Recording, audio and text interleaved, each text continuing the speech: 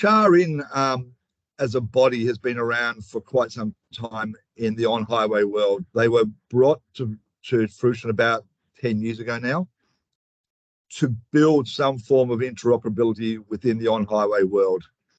And we'll go through the presentation. We'll talk about number of plugs and standardization, etc. As CharIN has matured and got on in the years, there's over 350 member companies within CharIN. You know, the likes of Mercedes, Audi, Volkswagen, all the major on-highway organisations are all members. They started up a couple other working groups, task forces. One was in marine, which is going ahead reasonably well. One is in aviation, which is still quite immature. We started the Mining Taskforce. We went live in January this year. So we've been together for about 12 months. We put about 6 months work into forming, structuring, understanding the work before we went live. So the Mining Taskforce has gathered momentum. We started with about 4 companies. There's now over 60 companies that attend the regular telephone hookups, from OEMs to third-party providers to mining companies that talk about a lot of these bits and pieces. So certainly CharIN is a very mature body. And the reason we chose CharIN within the group that started this work was we didn't want to make the same mistakes on highway have made. We wanted to learn from them in a rapid fashion. And we took the view of adopt, adapt, and then invent. So what could we adopt from the on-highway world? What could we adapt from the on-highway world? And what did we need to invent that wasn't already being done in the on-highway world? If we move to the next slide there, please, Heather. The mining industry has made some very large and bold announcements about net zero by 2050 by most of the major mining companies, or somewhere around that. We have a huge problem and a huge amount of work to do to get there. Our challenge is massive. The mining industry uses about 25 billion litres of diesel a year. That is a lot of diesel to displace in some way, shape or form. 69 million tonnes of CO2 per annum. And we need to reduce that down to zero in about 25 years. So we need to be there in about 20 years if you take the scientific method of removing CO2. Some interesting stats. If I take a 300-tonne mining truck, if I take hydrogen, for example, 300-tonne mining truck will utilise about 1 tonne of hydrogen a day. The world's largest hydrogen plant at the moment in China generates about 30 tonnes of hydrogen a day. So there's not many mining sites out there that have got less than 30 trucks on them. And if you take, I need the world's largest hydrogen plant to power a hydrogen truck, 30 trucks a day, we've got a lot of work to do if we went down the hydrogen path. If I take a 360-tonne truck or a 400 short-tonne truck, uses about the same amount of power as a dragline. So in reflection, I've got a, people look at draglines and go, aren't they massive? Don't they draw lots of power? Mining trucks, large mining trucks use about the same amount of power. So those challenges we have are certainly substantial and certainly going to take a lot of time to get there. The couple of realizations we had and why we started working with CharIN was that A, we don't have the money to go and try and experiment and fail multiple times with multiple technologies. Is how do we pick up the right ones? How do we standardize within a box? What are the boundaries of the box to allow for innovation to happen? But also, what are the points we want to hand over? Those standardization points are really important. If we go to the next slide there, please, Heather.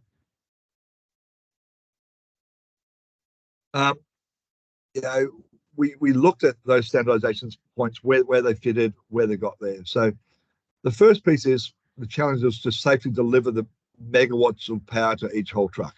How do we do that? What do we get there? The interoperability piece is really important. How do we make sure that I don't need a plug for a Tesla, a plug for a Ford, a plug for this, a plug for that. How do we get that a mine site should use one plug or an interoperable plug across the OEMs? Building out 5, 6, 7, 8 different power points, power plug stations, etc., across a mine site, and expecting our trucks all to be at the right one at the right time is almost impossible. So we've got a lot of work to do on that body. We've also got to make sure that things are ruggedized to meet the mining environment. The mining environment, as we know, is certainly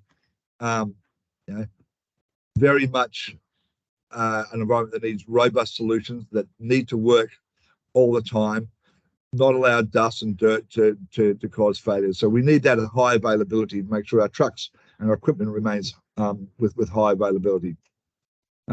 If we don't get the interoperable solutions, again, we're going to have to work through different bits and pieces.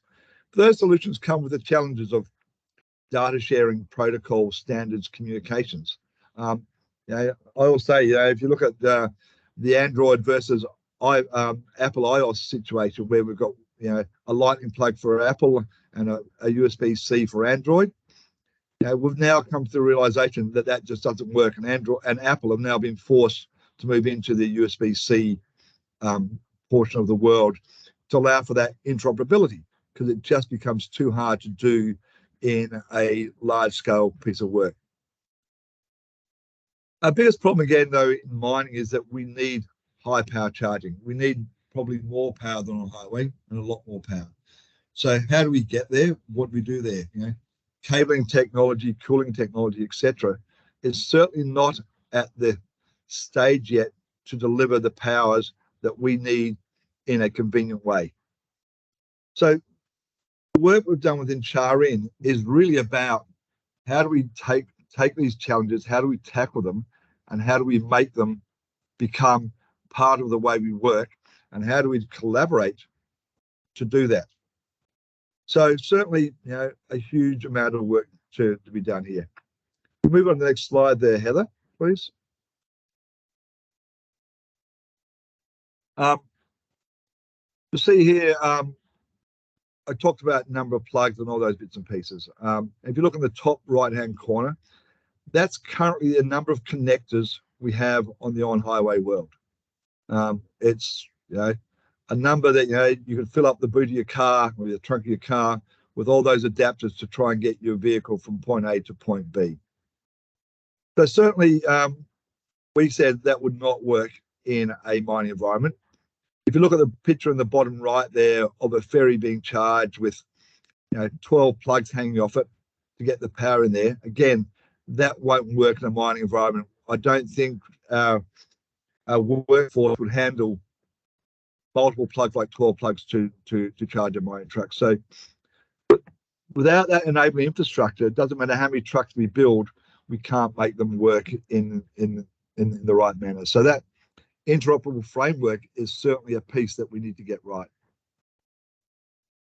I think the piece around the cost is also important.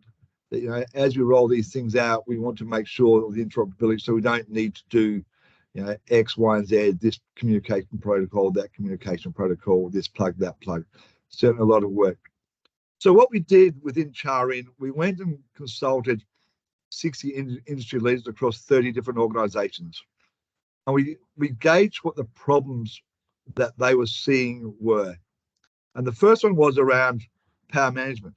And it was, the question came, how might we best utilize our power delivery and the capabilities to deliver power to a battery, and then get it to provide power to the wheel motors to improve performance of the fleet. The next one was, with the size of batteries and the amount of power we need, how might we charge the batteries with the necessary protection to bring in and mitigate failures, and also including things like short circuit, overload, and arc flash events, minimizing any detrimental effects. I think as we move forward, arc flash is going to be a very, very hot topic. AC arc flash is very well understood. DC arc flash is not so well understood. And we see through the calculations of the work that we do on arc flash, but then AC, depending what model you use, it doesn't matter. the numbers come out quite similarly. As you move to the DC world, depending on what model you use, the numbers come out quite differently. So we've got a lot of work to do on battery management and arc flash. The next piece was around comms and communications, and how do we make sure that our trucks can communicate with our chargers and provide enough sufficient bandwidth to allow necessary data transmissions between the truck, charger, substations, and mine management systems to provide monitoring and protection and reporting. And then how might we interface the onboard truck energy systems to not only the offboard charging infrastructure, but also things like dispatch systems and all the other bits and pieces, along with being able to deliver safety interlocks and charging parameters to make sure our people stay safe and that we understand the amount of power we have on our mine site. The next one they came up with was the electrical connection, and how might we standardize and minimize both static and dynamic connectors to assist manufacturers and allow for interoperability between makes and models. And that's a really big piece. You know, there's a lot of work we've done now on static charge. There's a bunch of work that CharIN has just published a paper on dynamic charging, and certainly those papers are going to give us some ideas and ability to try and bring some standardization into the mining community. We've done some work on ruggedization of the MCS plug, and that white paper has now been delivered as well. So that's some really important bits that we've done over the year. But again, this all leads to, you know, how do we keep people safe? When we're talking 4.5 megawatts, 3.5 megawatts of static charging, those numbers are quite scary. For people to handle those plugs, how do we make sure they're away from those areas when we're charging, and how do we manage those in a proper way?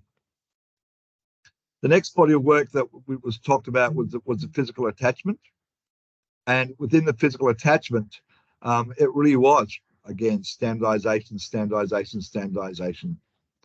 Another main topic was around the comms and technical requirements, you know, aligning voltages and power supplies. You know, how do we mix dynamic and static charging? Do we want bi-directional power? Do we want to take power off the truck or piece of battery equipment and put it back into the grid if we have issues? When we bring in for maintenance, do we need bi-directional charging? Certainly some problems that we will still have to work through.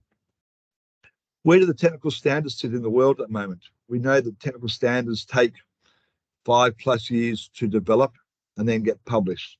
The rate we're moving at, we don't have standards that are going to guide us. So how do we bring people on the journey that says, here's the direction we're going, and allow the standards to catch up to where we want to be, or chop the wheel that allows us to keep moving forward at the pace we want to go. So certainly those were a lot of the questions that were raised by the 30 companies that responded to the questionnaires. And certainly, you know, we've done a lot of work in that space. If we move into the next slide there, please, Heather. We'll talk about what we chose to work on and how we've gone about doing it. So we talked about the dynamic charging interface and in the middle of the page there at the bottom. We talked about even larger charging plugs, the XMCS. What does that look like? We talked about ruggedizing the megawatt charging system, or the MCS plug that's already out there on the on-highway world, to make it mine site applicable. We talked about cooling and cooling interfaces. As we charge at higher rates, do we need to have cooling interfaces between off-board and on-board machines to keep the cooling down? We talked about charging protocols and what they mean. Grid communications was certainly a big topic that we've put it into our world of CharIN. And within that, we've got the vehicle to grid communications and the vehicle to system communications. So those were the main topics that we thought we'd tackle. We looked at some of the other topics. The battery. Batteries are always a hot and very passionate discussion point, and it was too hard to solve. So we thought we'd leave that for future discussion. We certainly don't want to be starting with locked horns on day one. We want to work through the things where we can work collaboratively.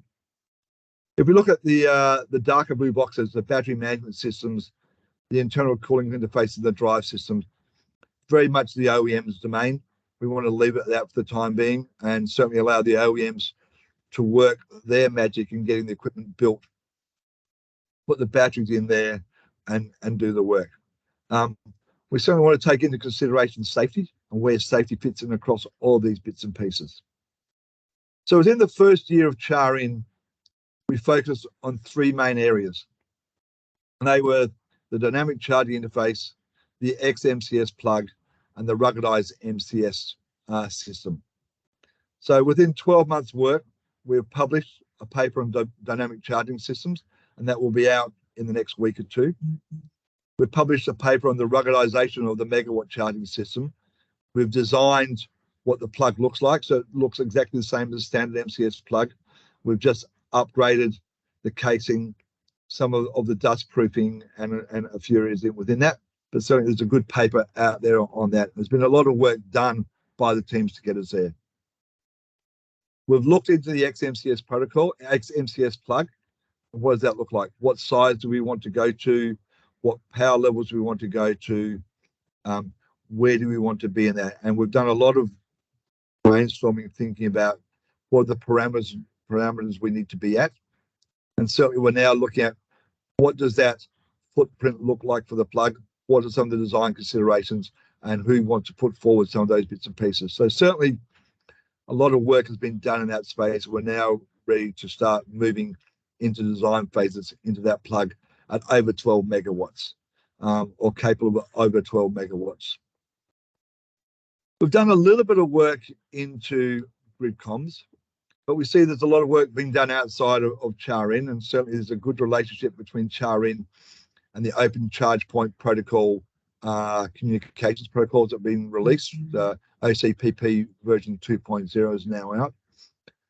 So within so next year, the CharIN mining group is certainly going to look at what is the applicability of that communications protocol within mining, and how may we use it. If we look at the vehicle to grid and vehicle to system work, we know that there's going to be a lot of work needed to be done on how do we communicate charge state, battery health, etc., to our dispatch systems and to our grids to deliver the power we need at the time we want, but also to dispatch our trucks and equipment to the right place at the right time to maintain charge. So we're probably going to look at some of the J1939 communication protocols and some of the PGNs that are already out there on highway, and again understand their applicability and whether or not we need to do more within the mining world to get that to a point of realization. So look, a lot of work, a lot of people have been involved. As I said, we've now got over 65 members that regularly join the call. We have up to 100 people on some of the calls, and certainly getting more people involved and getting more integration in that work is always appreciated. We slide to the next slide there, please, Heather.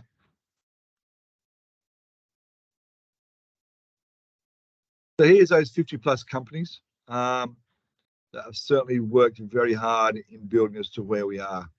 We have a very strong alignment with ICMM in the ICSV working group, and we built that on purpose. ICMM is very good at the policy work and allows us to give direction. It's chaired by most of the senior CEOs of our mining companies around the world. There's a lot of engagement from the OEMs within ICMM and certainly within the ISV world. So therefore, join those two together to allow the technical side and the policy side to work hand in hand to deliver a pathway forward is really, really important. A lot of the companies like Cavitec, Black & Veatch, etc., Staubley, etc., that build these MCS plugs for on-highway use are very much on board. We see the ability to have lots of competition in that space, lots of providers to support what we have with a common footprint, a common plug that has a common shell, very much like you can buy a plug at home today. You can get lots of casings. You can get an IP66 casing, you can get all the different casings around the plug, but the prongs and the bits that plug into the power point all look the same and are all interoperable. So a lot of work on that piece. So we are moving quite rapidly, and working out how do we take what the on-highway world has done and replicate it. We see within the CharIN's focus groups a lot of things they call testables, where they run, certain companies host a testable where everybody gets there, showcases their charging technologies, sits in a room and discusses the challenges that they've got, what are the areas that they need to improve on, where do things need to go. The latest one was in the US, which was actually held by Lincoln Electric Welders, because they're now building those sort of bits and pieces. So lots of work being done in sharing the knowledge and then being open to people bringing in their equipment to test compliance, to test interoperability, etc. So yeah, we've got a lot to learn within the mining world about what do we do. And as we move forward in this world, how do we share our lessons? How do we teach people about mining? If you look at some of those names that said, like Cavitec, Black and Beach, they don't know what mining looks like. How do we open up some of our mine sites to get them to come in and see what we do, to understand the problem better, to give us better solutions? You move to the next slide there, Heather.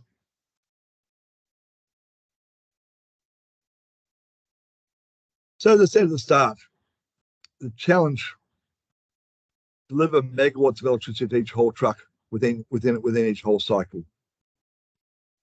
Deliver interoperability, so that we have the ability to have multiple OEMs on one site. It gives us the ability to plug lots of bits of gear into that. To look at those solutions, and making it those work environments and charging environments work within a mining environment, they're going to be very, very complex to get done.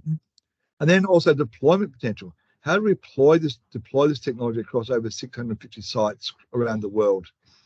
So again, getting ICMM in there with the ICSV work is very important to get a view of how fast, how well we can deploy these technologies across the world. If I look at the requirements from the grid, if I look at where we sit today with power on our mine sites and where we need to be with power on our mine sites, we're a long way from getting there.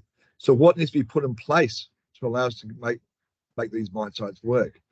Changing out trucks is a 15-year time cycle. How do we get these grid power things set up and running? These are challenges that CharIN are looking at solving and trying to solve. And so, taking the learnings from on highway is a very important piece of us solving that at a rapid pace without making mistakes that have been made and learned by other organizations and other industries. If we go to the last slide, Heather.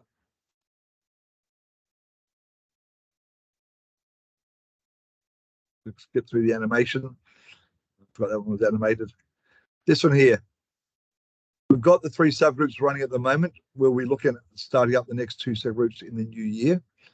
But we would really like engagement by people that want to understand what CharIN does, like to become a member, understand what ICMM does, and see where they go and what the ICSV initiative is all about. And certainly there's some media releases down there at the bottom, so you can either scan it with your phone or go through those web links to see what's been going on and what's being done. This presentation will be made available offline, and certainly out there to be used and read. And if you have any other issues or questions, please don't hesitate to reach out to CharIN or myself, or I can put you in touch with the right members within the CharIN steering committees.